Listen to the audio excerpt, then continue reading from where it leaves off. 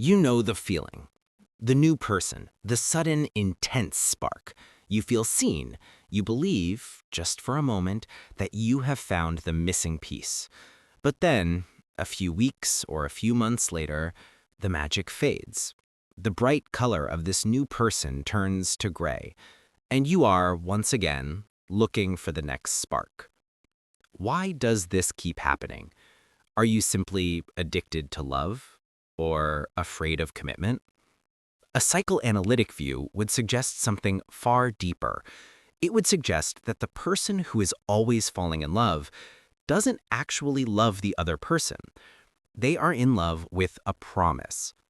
What they are chasing in each new set of eyes is an echo, the echo of a lost object. But here is the critical part, the part that defines the entire chase. This object was never there to begin with.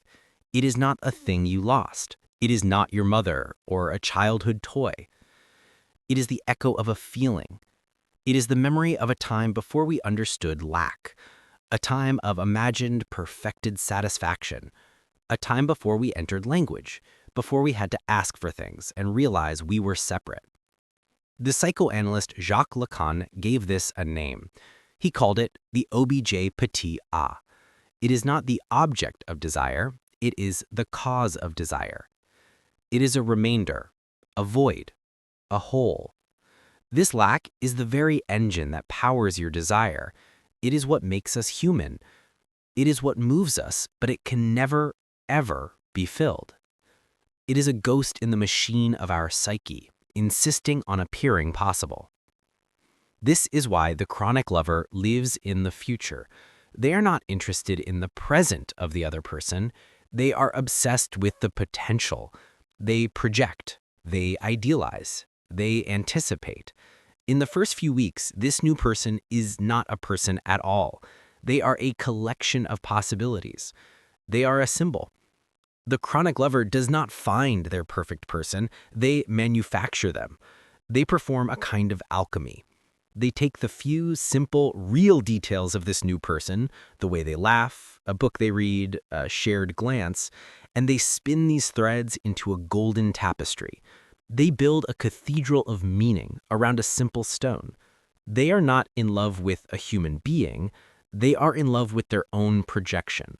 They are in love with the story they are writing in their head, where this person will finally be the one to fill that original void. And then, the real arrives. The fantasy cannot survive contact with reality. This person who was once a perfect, silent screen for your fantasy begins to assert their own being. They stop being a symbol and start being a person. They arrive with their own skin, their own silences, which you mistake for rejection, their own flaws, their own mundane habits. They get sick, they are tired, they disagree with you. They have their own desires, which do not perfectly mirror yours. The idealization shatters. The person who was supposed to be everything is revealed to be just someone separate and imperfect. And suddenly, desire escapes. Why? Because the object no longer shines. It no longer shines with the glitter of what was missing. The moment they become real, they can no longer be your fantasy. The lack was the exciting part. The chase was the exciting part. The reality is just an imperfect human. The chronic lover feels disappointed, betrayed, or simply bored. They believe they chose the wrong person. They believe the next person will be different. But the problem was not the person. The problem is the chase. The serial lover moves on, not looking for a person, but looking for that impossible, glittering lack, looking for a new blank screen to start the projection all over again. The person who lives this way is forever chasing an echo in a room that was always empty. They are tragically condemned to never find what they are looking for, because what they are looking for is not a person. They are looking for the impossible.